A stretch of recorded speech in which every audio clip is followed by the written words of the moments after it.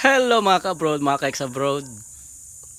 Not so great day kasi gastusan ang ating almusal. Ito yung ating ano, yung ating bagong baby ay anong tawag dyan? Top overhaul ano? Top overhaul. Nagpalit kami ng piston ring saka gasket kasi singaw na, tapos yung piston ring ay stuck up, so gumastos. Pero ganun pa man hindi naman kakalakihan, minimal lang yung ginastos namin dahil pinaobra namin yung ibang mga dapat paobrahin, yung mga kaya pang paobrahin para lamang tumakbo itong aking bagong baby na to. Ito yung ating magiging service pabalik-balik dyan sa bahay kubo. Euro 110 na ibinigay lang sa atin sa halaga ng ilang kilong isda lang ito. Ilang kilong tulingan lang ang halaga nitong ating motor na ito. Salamat nga pala sa may-ari ng motor na ito na pinagkatiwala sa atin yung kanyang motor na ito.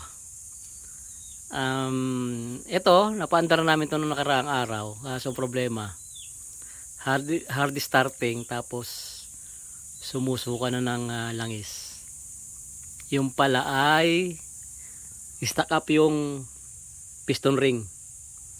Buti na lang at walang tama yung kanyang anong tawag doon?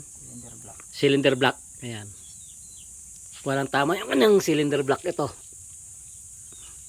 Okay pa yung kanyang cylinder block. So papalitan lang natin ay piston ring saka yung gasket niya kasi singaw na rin yung gasket, sunog. So pagkatapos siguro nito ay wala na tayo magiging problema dito. Yung mga pakunti-kunting bagay madali nang masusolusyonan yan dahil napakagaling ng ating mekaniko na ito. Kung kayo po ay may mga sirang motor, may problema sa motor, kung mamumroblema pa lang kayo sa motor nyo, dalhin nyo na agad dito para masolusyonan. Itong ating kaibigan ito ay napakagaling gumawa ng mga ganyang klaseng motor. Kahit anong klaseng motor ay kaya dito. Kaya na nga yung Honda na 155 ay kaalis lang, nagsimula sa scratch yun. Yung kalawangin na yung pinaka chassis niya, talagang binuulan na para gumanda. Hindi ko pala nakuhanan na pero ang ganda na, parang bagong bago na hindi naman gumastos ng ganong kalaki yung may-ari. Talagang gumastos na nakangiti pa rin, tuwan-tuwa pa. Gumastos na yon kasi hindi naman ganong kalakihan yung gastos. So yan, kung mayroon kayong mga problema sa motor nyo, ay dalhin nyo agad dito. Malapit na malapit dito, katapat na katapat lang ito ng ating gate.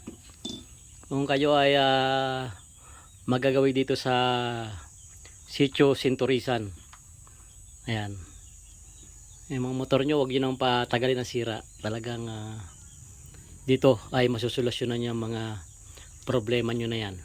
So eto, sana ay matapos natin ang maaga ito at nang matesting natin ulit. So maraming salamat sa panonood mga ka-abroad, mga ka-ex-abroad, mula rito sa aming probinsya ng Camarines Sur. Salamat sa pagtangkilik at pagsubaybay, and bye bye.